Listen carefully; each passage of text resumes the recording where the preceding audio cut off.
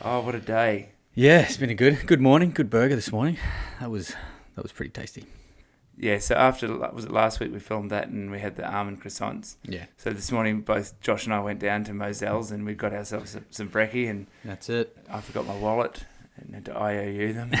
At least he was a champ about it and was like, yeah, man, just come by tomorrow and all good. Oh, mate, Harry's he's a legend. But you know how we had those almond croissants? Yeah. That one this morning was toasted properly in the warmer. Oh, It was good. yeah, it was really, really good. So. Hey everyone, Josh here, and welcome back to Constructing Out the Podcast. And in today's episode, Kenny and I have a little chat regarding what to do with your insurance claim after a storm. And I go through my experience with the replacement of my roof after the Springfield Lakes hailstorm back in 2020. We also want to give a shout out to LJ Lancaster. Thanks, bud, for your awesome comment on the last episode. And to Josh and the guys at Westside Roofing who replaced my roof back in 2021. Also, guys, we're also now on Spotify. So if you could go and jump over there and give us a follow as well, it really helps us out. And if you have any subjects that you would like Kenny and I to cover in future podcasts, please leave them in the comments below. Let's crack on. But thank you very much for reaching out and giving Yes. us a bit of validation to what we're trying to do and trying to help, right? We're here trying to help everyone and trying to give people some advice on how they can improve their experience with their contractors and all that sort of stuff. Unlike the lady that overheard us talking at the restaurant this morning, poor old love, she had took forever to get her roof fixed after the hailstorm. We were talking about the Springfield hailstorm. Yes, in October 2020, Halloween 2020. Wasn't 2019? It was 2019, and then 2020 was with it, and it was all being fixed. Was it? Because I thought it was like, lockdown's just been lifted, and we went down to visit the mother-in-law, and then came back up just as the hailstorm was sort of starting. It may have been. So anyway, I don't know. I can't. Anywho, going through the middle of Springfield looking like it's a war zone, like someone's dropped artillery on all these tile roofed houses, just absolutely destroyed. You could see the inside. You could see the light from the sky through the windows. Yeah, and heaps of a lot of the kids were all freaked out because they were just having to hide in like bathtubs and hide everywhere because they were trying to hide where they could just because all these massive hailstones just coming straight through the tile roofs. But yeah, she had a bit of a drama with trying to get decent contractors to actually do the works. Yeah, they had 3 goes at trying to patch her roof with tiles, and then 3 goes, three goes, and then she engaged her own contractor, and they've had to fully replace the entirety of the roof. Was that covered by insurance? Yes. Okay. Yeah. It all got covered by the insurance company. But then, even when all of the work was still going on to the roof, the contractors had all come in, were doing all the internals as well, and they had 3 cracks at it. Oh. And because the roof obviously wasn't good, all that work was damaged by the fact that it wasn't done properly on the roof. Yeah. So that's not good. That was the whole service, my phone. Yeah, we're pretty organised here. So she had a bit of a drama, and then you hear stories of like the roofers that did my roof were telling me of a story that the guys that were doing the roof next door to the job they were doing was they weren't even roofers, they were just labourers. They didn't know what they were doing. Well, and they had to ask them how do we scrub these flashings, and how do we do this, and how do we do that, and it's like, who are these people that you're getting to? Like, there's that much work. You're just getting any Joey blogs off the street, and that's going to cause a lot of issues long term. Did you see the ads that were running at the time? There was ads running, $95 an hour, bring your own tool belt. Yeah, that's ridiculous. Right, but that's what was happening. So we had a number of people leave us to go and just chase the dollars. So and that's a side effect from it. But yeah, exactly. The quality of what people were getting was there was some really, really good jobs done and some really, really poor jobs done. So this is talking about what we're moving on to today. Well, what are we going to talk about today? Because we've got a whole list of things, right? Yeah, so we're talking today about dealing with replacing your roof after a storm.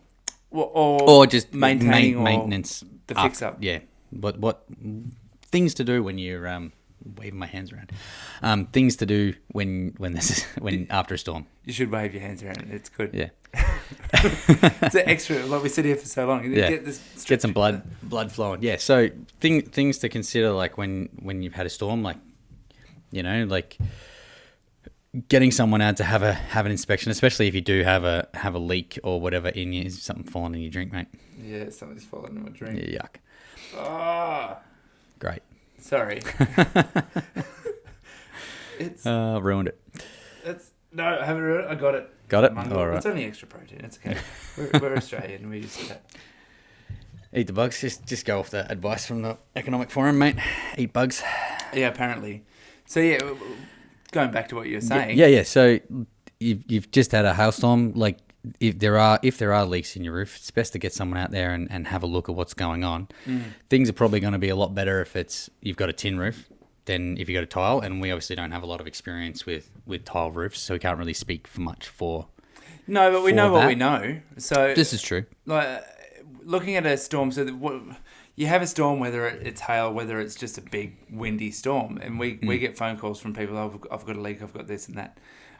The first thing you should be doing is contacting your insurance company anyway.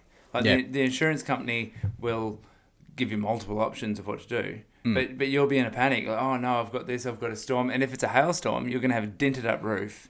Yes. But it's probably still going to be okay. Like, it's still going to be fit for purpose. Yeah.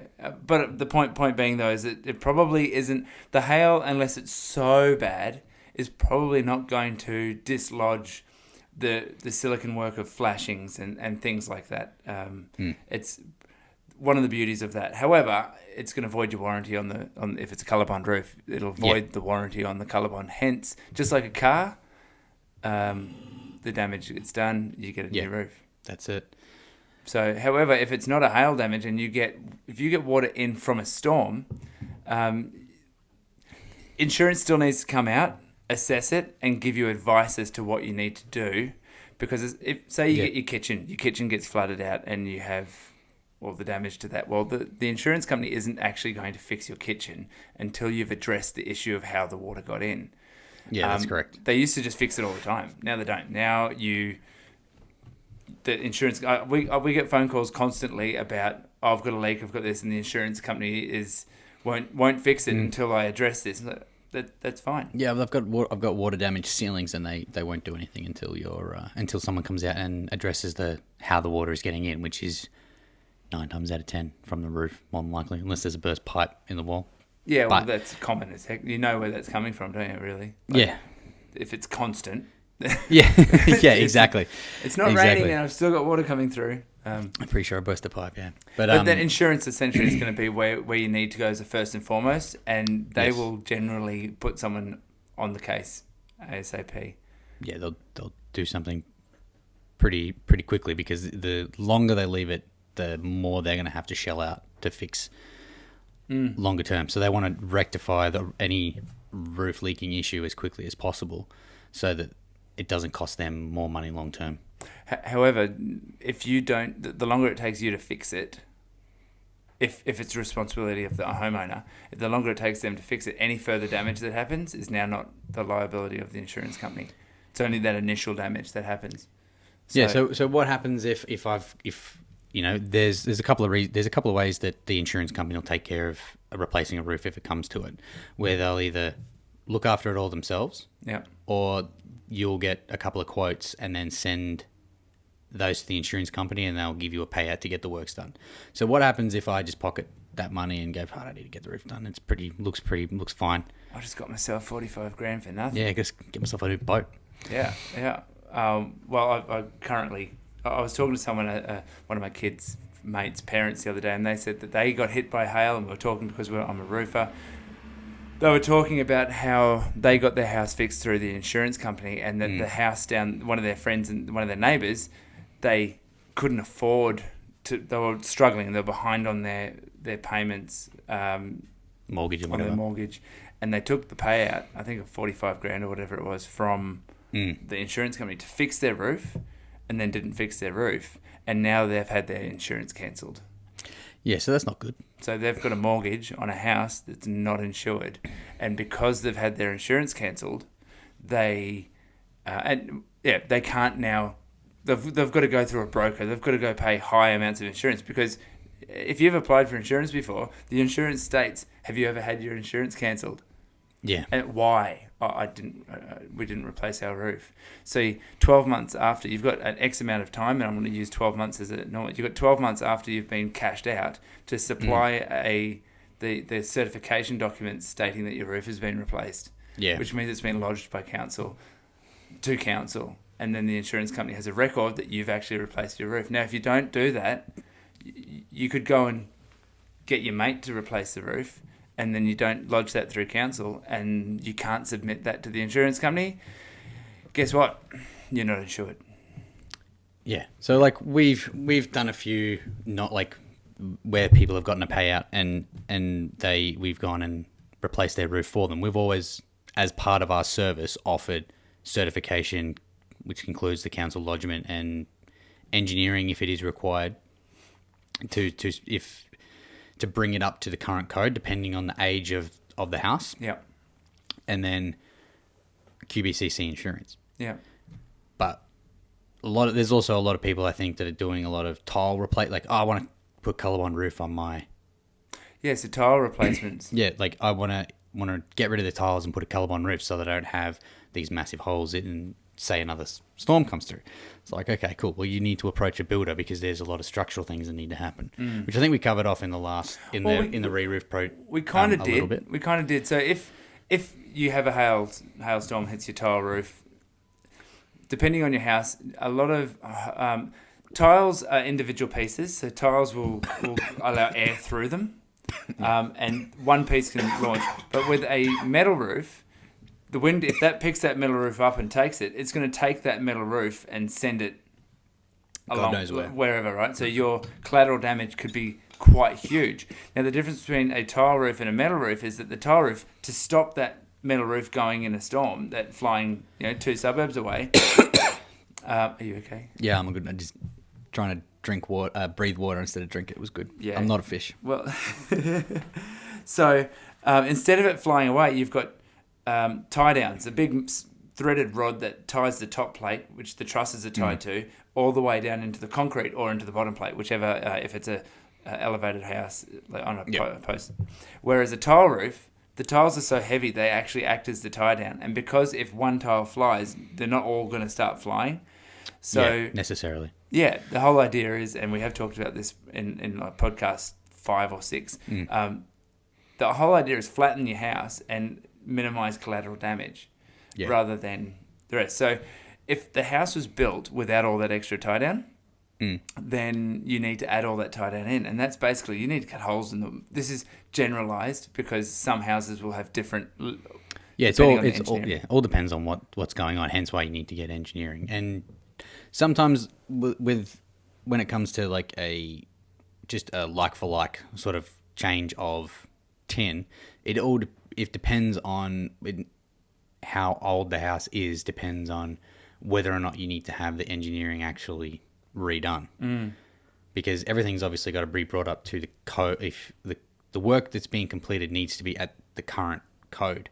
So if your roof was built in 1960, it doesn't meet the same code that is applied today. So then you have to either add more tie-down straps or whatever. Yeah, so but the basically, engineer will when doing any insurance work, essentially, you need to bring it up to code. So where the ruling is with that, to my understanding, is if you are doing more than 20% on the roof, 20% rectification or remediation or replacement works, you need to submit what you've done to council as part of with certification, engineering, and all the rest. Yeah.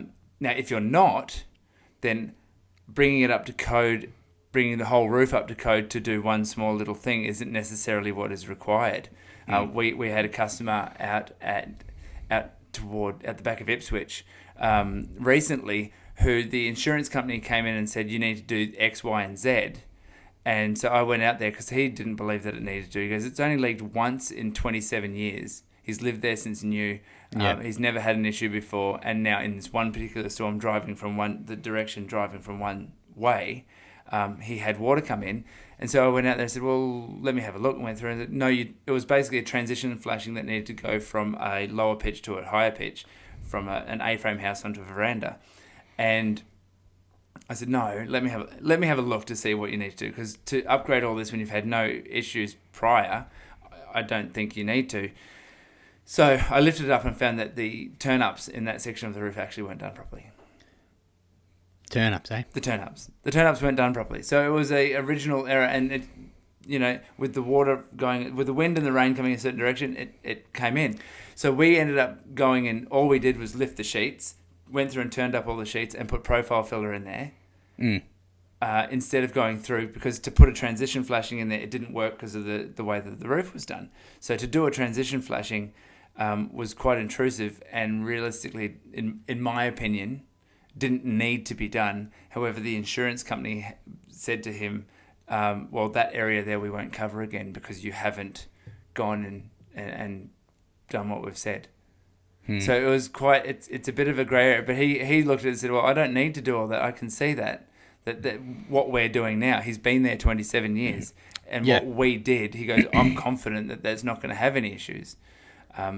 So there's grey areas in all of the and this is there's a lot of things that we discovered recently, like especially with code and there's a lot of things that are up to interpretation, and it all really depends on the interpretation of the individual doing the report. Yeah. So it's certain sort of things where like it needs to be executed to X standard should really be like it's either X or it's nothing. Yeah, and that's where it's a bit of a grey. That's where it means every single that way every tradesman that kind of does the work has to meet or exceed the standard of X, and then you don't have issues where you have people. You should know that this needs to be turned up completely to 90 degree. Yeah. Why wasn't it done? That's the standard. The standard. Yeah, correct. So that wasn't done before. Interesting one. So I while we're talking there, I thought, well, what recommendation can we give if you're in a position where you've had damage done to your house and you don't agree, or someone like me, I come along, you've asked me to come have along and give you a price to do a certain thing, and we tell you that. However, we say, hey, we don't actually think that's what's required. Now, I'm not a qualified inspector. I'm a licensed roof plumber. That's my job. Yeah. I should know the code in and out. However, the code is a moving goalpost. Things change, things update, and we need to keep on top of that. So when it comes to insurance knowledge, it's really hard as well. So this is my recommendation here, is get someone, for example, roofinspections.com.au. Get those guys, which are very good. It was started by Philip Beveridge back a number of years ago, who is leading expert in the entire industry, and happy to have him go and keep us, keep us honest. Yeah, he's been roofing and doing all this for a very long time. Yeah, so. have a read up on the Roof Inspections website. I believe that he's not running it on hand at the moment. However, that is what I'd recommend you do. If you query what the insurance company is stating and telling you to do, the roof inspector, their report given to the insurance company will nullify anything that the insurance company does, because the insurance inspectors are essentially a builder. Like the person that comes out, they're a person who has had a builder's license or is a licensed builder. Yeah, well, that's the same thing with like a lot of normal sort of even just everyday sort of building, like, or you get your inspector in to come and look at all these things when you're getting a handover, like you're looking to purchase a new home and you get someone to come in and inspect it. The building inspector doesn't get up on the roof and check the quality of the roof. They only do what they can see from the ground. Yeah. And then you could be buying this house only to find out that this entire roof is absolutely just shagged and it needed to be replaced. If I had have known that prior, I would have gotten a quote and gone, hey, can I get this much deducted from the price because I'm going to have to replace this roof. And so roof inspections are a place that's what you can do. So if you're ever in a point of wanting to argue it, don't argue. Just go with that and be able to sleep at night and go, okay, that is reality, because there's no one that can actually argue with those guys. That you can't. They work off the code, letter of the law. Yeah, that's it. So, except we try sometimes. Again, like I said, things are up for interpretation. A few things. The grey areas, yeah. Standards. It's not like the law where it's up to interpretation. It should be a standard. Should be a standard, meaning there is no room for interpretation. It is X. Okay, so let's go on back onto that. We've digressed off to talk about that, which is good. Back. We can go more on about this later, but back to storm damage. So we got to the point where you got insurance versus cashing out and doing it for yourself. So insurance is in reality probably the best way of going because it's just going to get. Will you get the best result done? No, but being empowered as a person, you can keep going to no, and again, just get the roof inspection report done at the end, and be done with that. However, that doesn't necessarily suit everyone. So if you were to go the other option, a lot of insurance companies will say, we're too busy. Can you get 3 quotes and submit those quotes, or get some quotes and submit those quotes to us, and we'll cash settle you, or we'll pay that person to do the work. Yeah. And so they'll come to MyCladders and get a quote off us, and we'll say that's $73,000 to do your roof and do everything that's related to that. Remove, replace, chuck the rubbish. Yeah, that's to do everything. They turn around and they come and negotiate that they get the payout from the insurance company, and then they come back to us, and the process there is essentially, if you go back and look at the podcast about roof replacements, is basically the role of that, and you get to the end of it, and submit all your paperwork to your certification to council. But that's all done by us. So essentially, you pay the invoice. Yeah, and it's done. It's all sort of happy days. But if you don't get it done, you've got all sorts of problems. I guess that's kind of the issue with it. Not getting it done can lead to a lot more problem down the line. I think is kind of what we're getting at. It's not something to kind of. It's the thing that everyone kind of I think forgets about. It's like let's not spend the money on the roof to make sure the roof is done properly, and let's make sure all of the finishes on the interior of the house are high end. Yeah. So they get the inside fixed up and don't.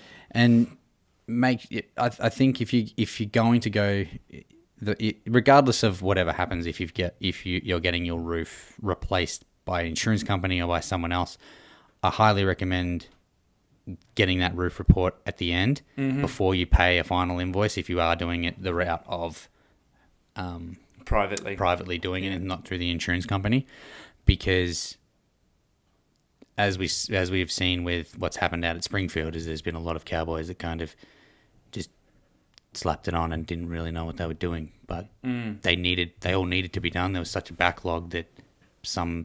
Well, it was going for 18 months. There's still down at where the IGA is there. There's those big tower roofs. They're finally being done. The tiles. Yeah, the tiles, but they put coral on them. Yeah, because they couldn't get the terracotta. Yeah, and to be honest, they'd be silly to put terracotta back on them if another hailstorm came through. Yeah, because it's just going to fall down on everyone underneath, and it's a liability issue. Yeah, so they had to close those areas off. So look, it's an interesting things happen at the speed of they happen, and so much going on. Then you had the floods. There's so many things, and look, there's only so many roofers out there, and when that happened, there was also the start of a construction boom, and it was the perfect storm to kind of not, and then you had a massive amount of people, like we said, going and trying to just chase the cash, not realizing that work is not there forever. It's only or they start chasing it around the country, and then and that can end up costing you. Well, you see all the Dodge Rams driving around too, and Ford Raptors that roofers are now driving around in. Yeah, well, it's like I used to talk to one of the guys that used to own Metal Line South, and he was like, "Hey, like when I was trying to get his work back through Metro, he was like, we picked up 40. This was the 2016 hailstorm through Maruka or whatever. Yep. And he was like, we've picked up like 40 new builders because we opted not to chase the insurance work because everyone said drop all their builders to chase this high margin insurance work. And so he ended up picking up all these builders because everyone left them in the lurch. New builds still need their roofs as well. Yeah, well, we did the same thing. We don't have the volume of what Metal Line South had or Metal Line, and we don't do that type of work generally. No. However, how many times after the Springfield storm, we got calls from builders that had been let down. Like it was, you just constantly have builders calling us and contacting, say, "Can you do a quote? Can you do this?" And they weren't the sort of work that we normally do. Like we're normally doing that architectural type work. Yeah. However, we try to help out where we can. We picked up a few builders for the short term. Though what was really hard though is because you've got companies, for example, like Stoddard's and Summit, like the bigger Raven Roofing, the bigger roofing companies. Yeah, the guys that all service that particular the project home. Which give high volume. They do the Plantations, Metricons, the Simmons Homes. They look after that type of builder. Yeah. And because they do that, they have a high volume. So they've got workers out there that they'll just keep pumping work to. And they'll be able to go out and make good money. They might not be paying the highest rates, but they're paying good money because you've got an endless supply of work. Well, it was those companies that went down from having 20 crews to having 4 crews that just couldn't do the work. And they lost. And then but the thing is, they had to take the workers that left came back and asked for more money, and they had to give them more money. The price goes up. Hence the price of everything going up over the last few years. It wasn't just because all the material started becoming very scarce and very we had 4 price rises within a year on just during COVID inflation. Yeah. So then, because of all the storms, all the labour had to increase because all the skills wanted more cash to be able to do it because. And then inflation, the labour increase again. Yeah, so it's just a perfect storm of. Yeah. So I mean, the prices. If you looked at, this is not what we're talking about. But the price has certainly gone up 25-30% on what it was 3 years ago. So, but to round it up, Josh. If you were to have your house, my house was fine, your house wasn't. So tell us more about your experience and how that worked with you. So it wasn't because I rent. So they organised the builder came out. How did that happen? Did you have to contact the real estate agent? Oh yeah, I did contact the real estate agent. Contacted us and was like, "Hey, how was your property sort of done? And how bad was it? Are you okay?" All that sort of stuff. It's like, look, our place isn't that bad. There's a few dented sheets and the whirlybirds have got some holes in them. That's about it. There's no leaks. There's no real damage that's going to cause an issue. So we kind of got pushed all the way to like the end of it, and just prior to the anniversary, we just got our roof replaced. We were actually basically 12 months. Pretty good. Yeah. Yeah. And so what you're saying is that was pretty good for us, because. For us, particularly, the priority was low. So for us, did they have to come fix the whirlybirds earlier, or they were fine? They were fine. They were still moving. They didn't really have holes in them. They were kind of like just bent out of shape a bit. Yeah. So they were fine. They weren't leaking. Nothing was leaking. Water, Everything was all hunky dory. Yeah, you didn't need a make safe or anything like that. No. Now I'll just interrupt. A make safe. Insurance will send out a make safe, which is basically labourers or crews of people that'll just come out, put a tarp over the top or patch it. Yeah, which we had a couple of our boys take care of.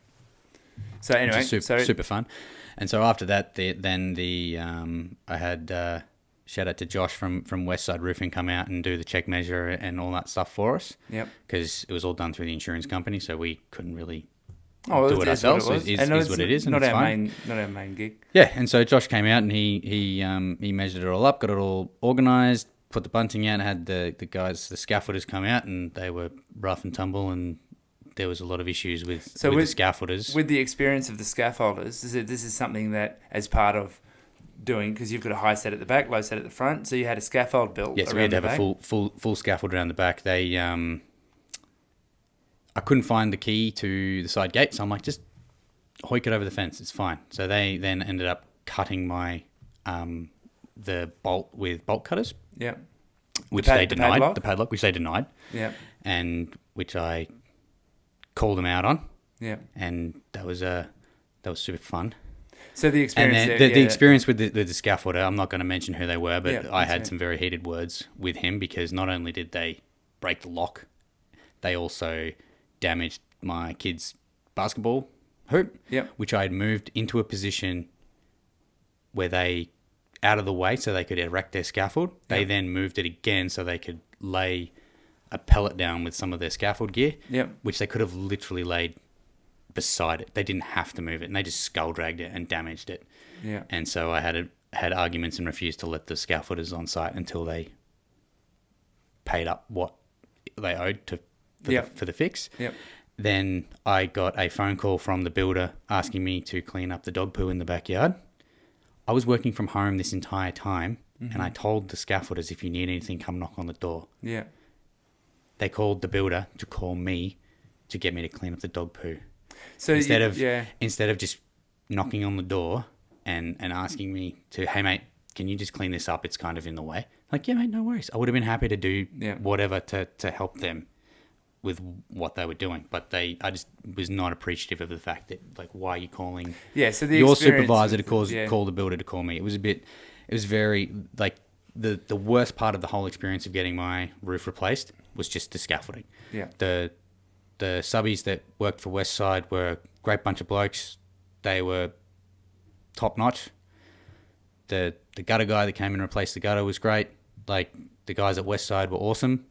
Yeah, letterbox. Something happened to your letterbox. Oh, that was the neighbours. When the neighbours got their house, because they've got a skillion at the back, it was like 10-metre sheets. They had the truck come in and the crane to get the sheets up. Yeah. They knocked over my letterbox and didn't even tell me.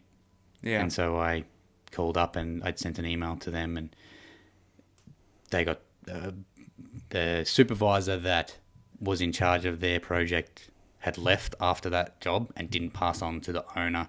Okay. And I sent the owner an email saying, like, mate, if you don't come out and do this, I'm going to back charge you for fixing my letterbox. Yeah. He came out the next day and sorted it out. So shout out to the guys at Roof Ninja for that as well. For doing that as well, like copping it. And he was apologetic. He's like, sorry, mate, if I had known, I would have sorted it out. The soup that was looking after that job doesn't work for us anymore. So he didn't pass on the information that had happened. It just shows that, look, we work in the industry, and so you'd be more privy to how the industry works. So you see how trades are, and you probably have more tolerance for the way that trades are. So it just, you get horror stories, and in your own experience, you had a horror and a hero in the whole experience of dealing with it. However, the end result is good. So I think whatever the takeaway from that is like, all right, the process is going to have its ups and downs. Yeah, and that's all construction projects. If you get one that just runs so smoothly, it's probably because you're a very tolerant person, and these things don't bother you too much. That's probably the reason. But you looking at your experience in it, dealing with all of that, you come out of it positive about it, because I remember dealing with you at the time when you were going through those things, but now you've almost forgotten about those things, and I had to prompt them to get them out of you. So it's in the end, I think you just expect that it's not going to run smoothly, and know that at the end, especially if you're running through an insurance company, the end result will be the insurance company needs to make sure it's done properly. Yeah, that's correct. Right. Because that's what they have to do that. It's on them. Like, if that, because they've got to make sure that it's up to the standard they need in order to make sure that it's reinsurable. Yeah. Because it's in their best interest. So why don't you finish this up, Josh? I think that's pretty much covers everything. That's pretty much here for today. I think, what are we going to be covering next? I don't know, but we're going to have a quick break and quickly get into that. Quickly grab another coffee, and then we'll jump into recording that bad boy. So I hope everyone learned something from today's episode and are now a bit more prepared when it comes to the roof replacement process when you're doing your insurance claim. Also wanted to give another shout out to LJ Lancaster, Thanks Legend, and Josh at the guys at Westside Roofing. Again, if you guys have any more subjects that you want us to cover in future podcasts, chuck them in the comments below and give us a follow on Spotify and here on YouTube. It really helps us out. So until next time, folks, let's keep constructing art.